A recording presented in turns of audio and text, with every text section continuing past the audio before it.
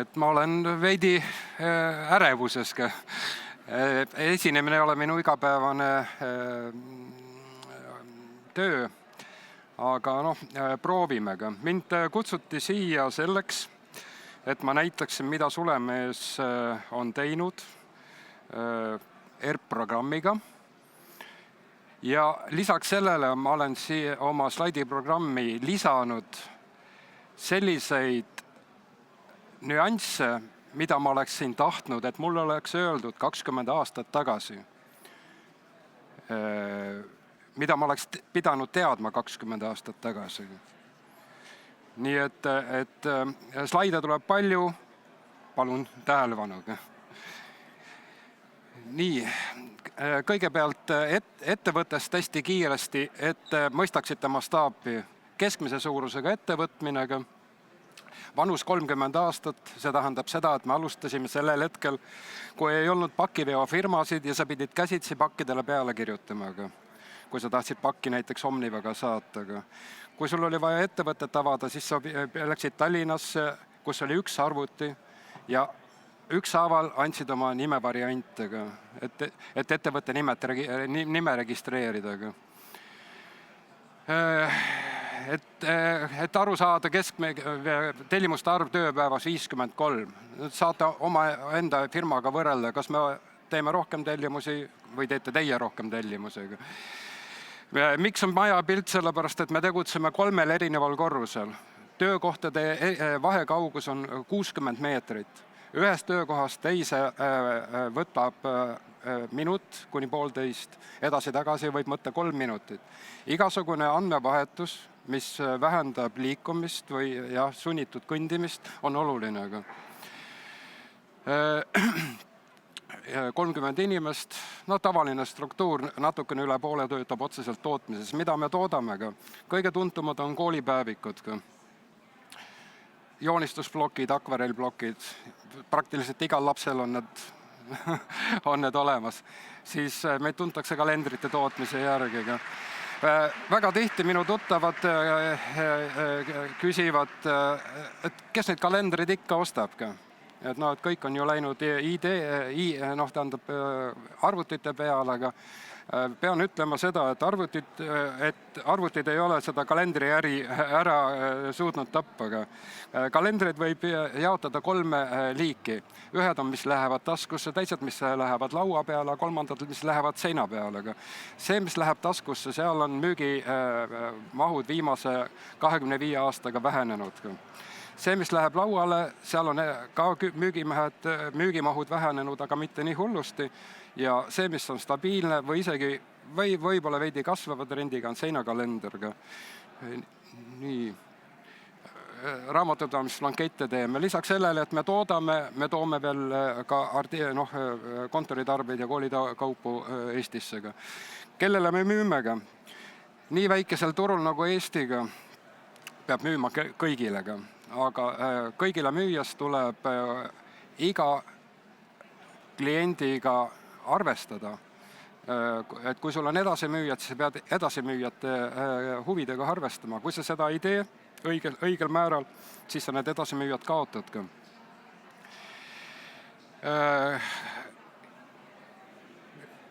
Nüüd me müüme kaupluste kettidesse ja me hiljem tuleme ja vaatame seda artiklikaarti ja kõiki neid andmeid, kuidas me kirjeldame ühte toodet. Ja kõik see on põhjustatud sellest, et me müüme kettidesse. Kui te ei müü kettidesse, teil jäävad paljud probleemid ära. Te ei pea artikleid kirjeldama niimoodi, te ei pea integratsioone looma, elu on lihtsam. Nii, kuidas andmed liiguvad? Nagu öeldi, standard ERP on selgroog ja siit edasi siis tulevad siirded ka. Kõigepealt meie kodulehekülg. Andmevahetus on 2-poolne. Siit kodulehekülje pealt tulevad tellimused ja standard ERP-is tulevad andmete uuendused. Siis standard ERP-is on standardsed sisse ehitatud e-teenused, mida me kasutame ka osaliselt. Kõigepealt pakiautomaadid, siis pangaliidestus. Pangaliidestuses me kasutame automaatseid makseid ja käibemaksu aruannet teeme seal.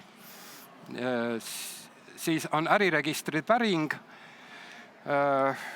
seda me kasutame, ja editeenust ehk siis Telema ja Docuraga.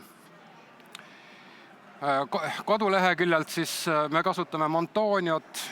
Montonia on meie makselahenduse pakkuja ja see, kus trükitakse tegelikult välja paki etiketid. Lisaks sellele oleme nüüd 3 kuud juba kasutanud ERP-tootmist. See on erilahendus, sinna jõuame kõige lõpus. Ja punasena ma olen välja toonud töös olevad integratsioonid, milleks on siis kõige olulisem on Leximarket, kes pakub integratsiooni kettidega, et sa saaksid teha sinna pakkumisi, automatiseeritud pakkumisi. Kodulehekülg, 10 tellimust ööpäevas. Igal öösel kell 1 tuleb kinnitus selle kohta, et andmed on uuendatud. Kui ma seda teadet ei saa, siis ma tean, et on vaja sekkuda. Siis, kellel on koduleheküljed. Me esialgu, kui kodulehekülje avasime, siis andsime võimaluse kõikidele järelmaksuga osta. Seda hakati kuritarvitama. Ja nüüd on niimoodi, et edasimüüjad saavad meil krediiti ja lõpptarbijad peavad ostma ettemaksuga. Nii. 2 keelelokaali on kodulehekülje peal, eesti ja inglise keel. Ja see on siis nii-öelda see kodulehekülje backend, kus siis toimub andmete rikastamine, sest kõiki tooteandmeid ei ole võimalik ERP-i panna, osad andmed tuleb lisada siis kodulehe backendis. Siin on siis hulk filtreid, millega on võimalik tooteid iseloomustada. No näiteks 2 värvi on, üleval on korpuse värv, pärast seda on südamiku värv. Südamiku värv siis tähendab kas pastapliiatseid või markereid. Et sellised filtrid ka. Et iga toode koduleheküljel on kirjeldatud selliste nii-öelda tunnustega.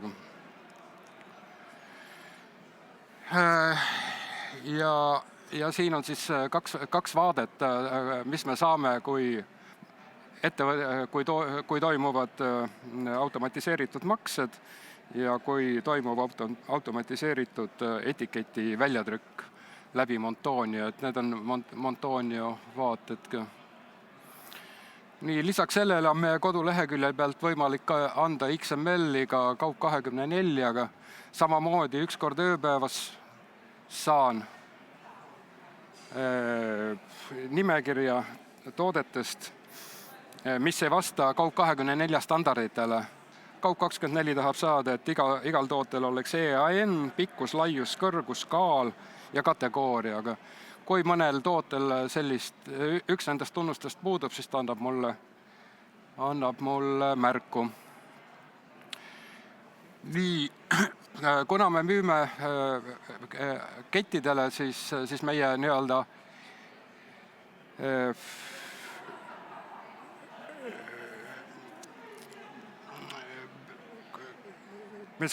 me teeme 14 000, me saame 14 000 tellimust aastas ja 4500 tellimust sellest tuleb kettidest. Et näete siin Alko 1000, Prisma, Selver ja nii edasi. Ja kui meil seda Telemat ei oleks, siis me peaksime ta ise välja mõtlema sellepärast, et see on tohutu töömaht, mis tänu sellele käsitöö, mis tänu sellele jääb meil tegemata. Nii, ja siin on Telema konkurent Docura. Enamus kettidest on meil praegu Telemas, aga ühe kliendi realiseerimiskeskuse me panime Docurasse, et vaadata, kuidas nad töötavad. Ja mõlemad töötavad laitmatult, võib öelda. erinevus on ainult kuvades, vaadetes. Ja see on meie vedaja, kes veab kullerpakke OSC-ga. Ja võin soovitada, me oleme proovinud kõikide kullervedude firmadega Eestis praktiliselt suurtega ja nii head kliendituge kui see firma ei paku mitte keegi. Ja see on siis OSC kullervedude platvorm, et siit saab siis kirjeldada saadetist ja siin on saadetiste nimekiri. Nii, nüüd jõuame siis nii-öelda põhisüüdlaseni, standard ERP-ga. Siin on need sisse ehitatud e-teenused, mida me kasutame. Nii, artiklikaart. Kuna me müüme kettidesse, siis me oleme suurt tähelepanu pööranud kõikidele nendele andmetele, mis on artiklikaardi peal. Ja kõige olulisem on ribakood. Kahjuks või mitte kahjuks, et kettidesse sa ei müü, kui sul ei ole tooltel ribakoodi. Kui sa oled tootjas, sa pead selle ribakoodi ise määrama. Et kuidas ribakoodi määratakse? Et ribakood koosneb 3 osast. 474 on Eesti, 1162 on kasutajatunnus Sulemees ja järgmised 5 numbrit on Sulemehe enda poolt määratud tootekood. Ja 13. number on kontrollnumber, mis arvutatakse 12. esimesest. Ma soovitan, kes on tootmisega tegelevad ettevõtted, luua tootekoodi ribakoodist. Need samad 5 eelviimast numbrit, mida te niikuinii peate määrama, et need oleksid teie tootekoodid. Et ärge kasutage tähti, ärge kasutage mingisuguseid muud sümboleid seal, ainult numbrid. Et siis on teil andmebaasides sorteerimisel lihtsam. Nii.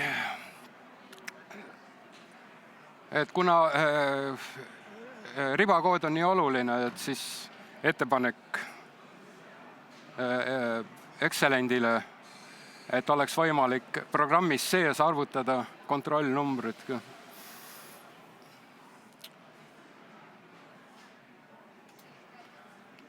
Nii.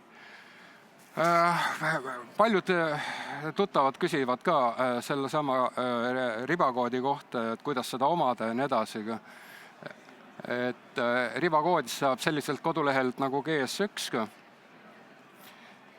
ja seal on maksta tuleb aasta käibe järgi ja meie maksame 380 € aastas oma 3 miljonilise käibe juures. Kui te tahate, te võite ka üks ribakood korraga tellida, siis see maksab 20 € aastaks. Ja siin samas on siis ka võimalik nii-öelda kontrollarvu arvutada ka nende kodulehekülje peal. Ja neid programme on mustmiljon, mis kontrolljärku arvutavad. Ja siin on isegi arvutuseeskiri, kuidas seda tehakse. Lähme siis artiklikaardilt edasi klassnimetus fotoga. Fotosid me kasutame ka siis kirjeldus. Kirjelduse me kirjutame ju ise siia ja see peegeldatakse kodulehele. Nii, ja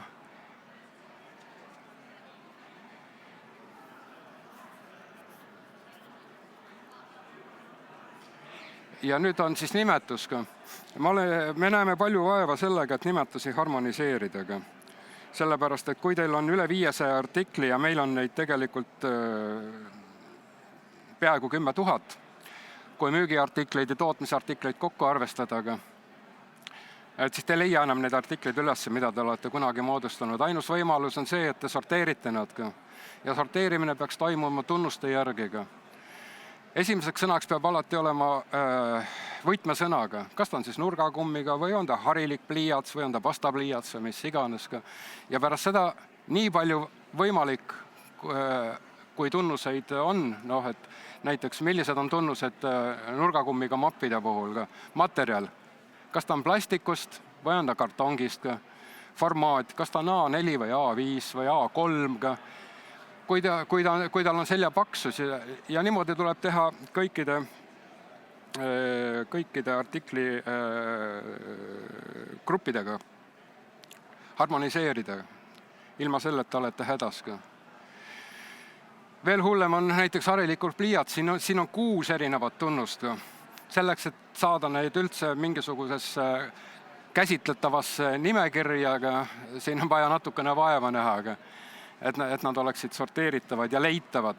Et oletame, et üks klient helistab ja ütleb, et ma tahaksin harilikku pliiatsit, aga ta peab olema 3-nurkne, ta peab olema kummiga ja tema grafiidi tugevus peab olema see ja see.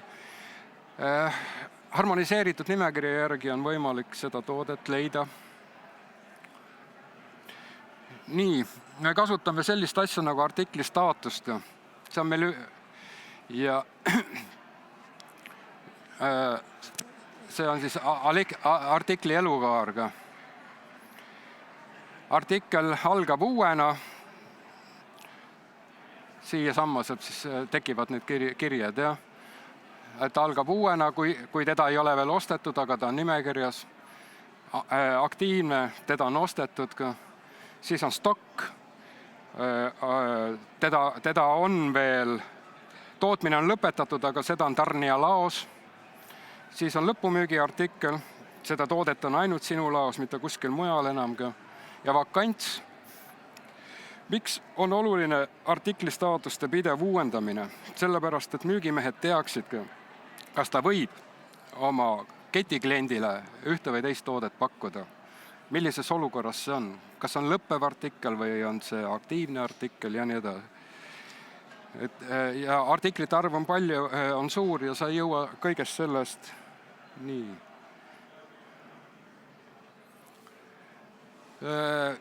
On olemas ka artiklite tegelikult füüsiline kustutamine, seda te peate tugiliinist küsima.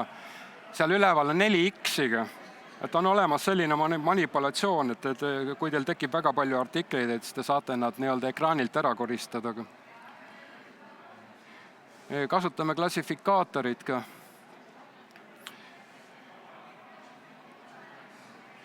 Nii,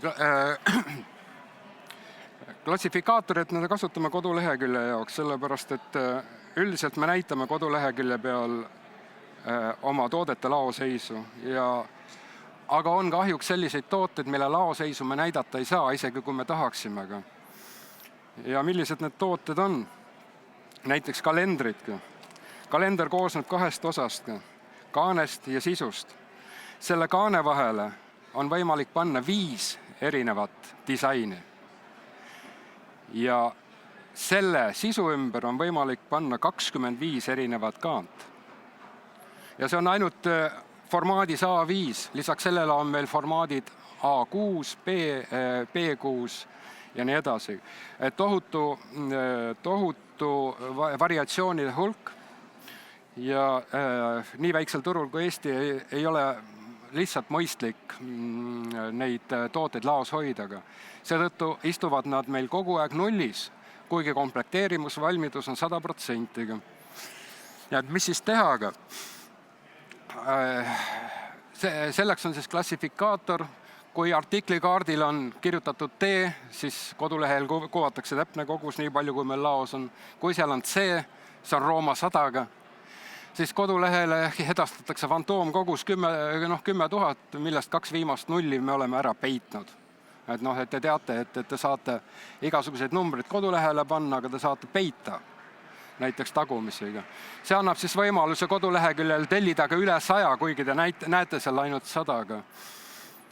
Lisaks sellele on meil veel klassifikaator ajutiselt suletud ja siis paberit ja puitu sisaldavad tooted kasutame ka, sest me oleme FSC sertifitseeritud ettevõte ja ükskord aastas on meil vaja aruanne anda, et palju me oleme müünud paberit ja puitu sisaldavaid tooteid. No siin ta nüüd on artiklite sirvi aknas see klassifikaatorga.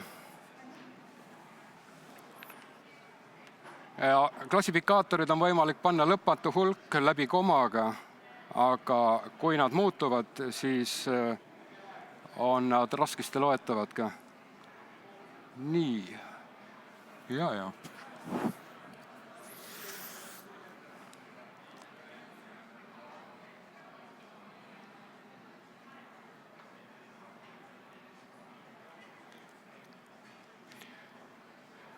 Et küllalt palju on artiklit, mida ei ole standardis olemas ka, nagu päritolumaa, vööd, tähendab pakendid, sellise syntaksiga nagu on läbi kaldkriipsuga. Et 12 tosinat ehk kross ja 12 krossi ehk suur kross. Et pliiatsi müügis on endiselt 12 süsteem ka. Nii. Ma tean, et me oleme hädas ka. Ma liigun edasi.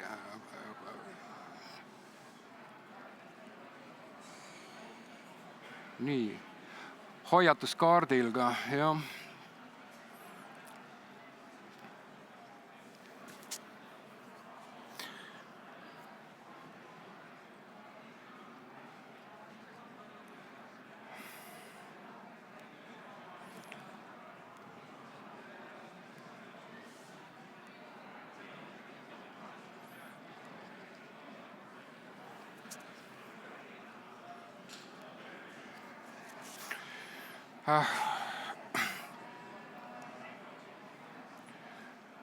Kuidas suhtlevad müügimehed ja laduga meil? Et kui tellimused sisse tulevad, siis siin on 2 kolonni, mis me oleme moodustanud. Üks on kontrollitud ja teine on pakendamisel ka. Tellimused tulevad, siis nad on täitmata ka. Ja kui tellimused on täidetud, siis on siin linnukesed. Kui tellimus tuleb, siis ladu ei hakka seda ennem pakkima, kui on siin tellimusel kontrollitud linnukene, selle paneb müügimees või vastutav isik. Ja kui see on pakendamisel, siis müügimees teab, et ta ei saa enam tellimust muuta.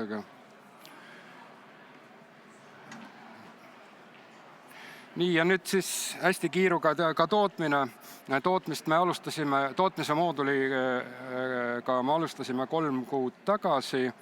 Nüüd oleme 2 kuud aktiivselt kasutanud. Meil on üle 600 tootmise, mida me oleme juba teinud.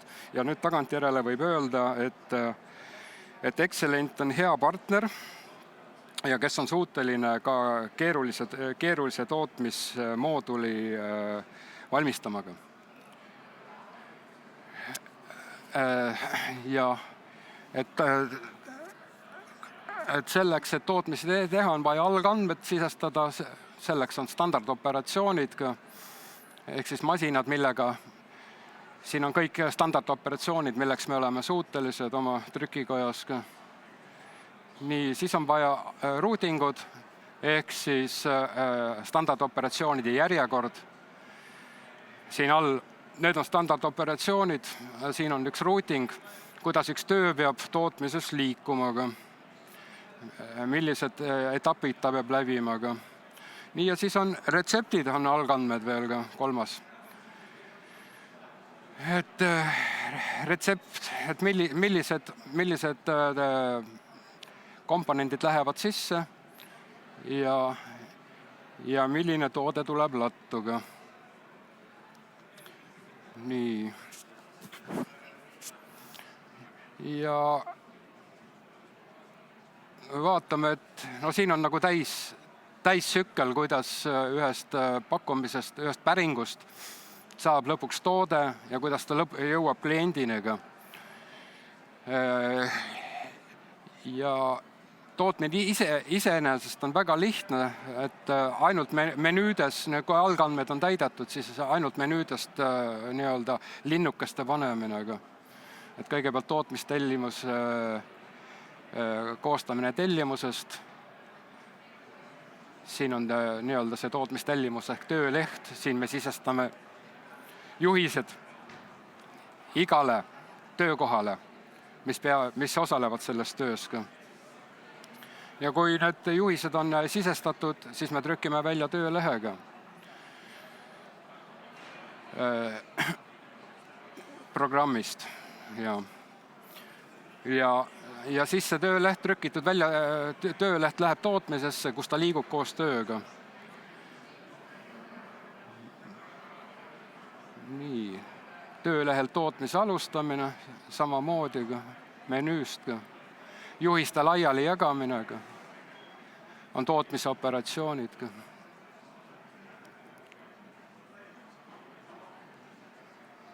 Nii, kui juhised on laiali jagatud, siis tekib töövoo vaadega. See on nüüd selline vaade, mida näevad töötajad töökohtadel. Ta klikib ühe ruudu peale ja siis avaneb see töö, mida ta tegema peab. Ja vaateid on lõpmatu hulk, võib teha.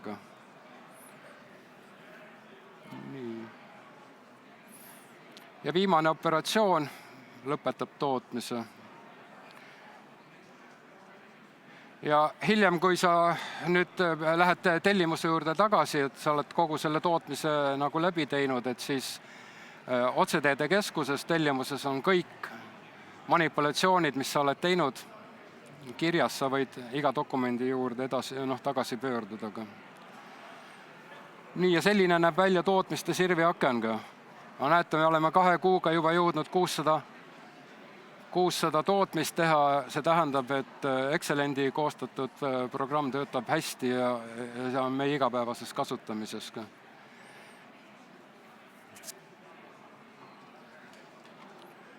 Nii, vabandan ka. Oli palju näidata, aga aeg on vähe. Jaa, aitäh, Rein. Et ma saan aru, et teema on väga südamelähedane sulle, et siin võikski jääda sellest rääkima. Mõned minutid et puudu. Jah, ei ole hullu. Olles ise selle protsessi koos sinuga siis läbi teinud või sinu kõrval kogu aeg olnud, siis ma tahaks võib-olla seda küsida, et neid erilahendusi on nüüd aastate jooksul päris palju kogunenud, et kas sa oskad öelda mingisuguse, ma ei tea, mõõdiku või tunnused, mille järgi sa otsustad, et see erilahendus ennast ära tasub, et see ikkagi tellida, sest ma tean, et paljud kliendid võib-olla nagu kardavad seda tellimist. Kuskil peab king pigistama hakkama ja kõige määravam on ikkagi see, kellele sa müüd või kellele sa plaanid müüa. Kui sa ikkagi plaanid müüa kettidesse ja see annab meie käibest ikkagi peaaegu poole, et siis kahjuks tuleb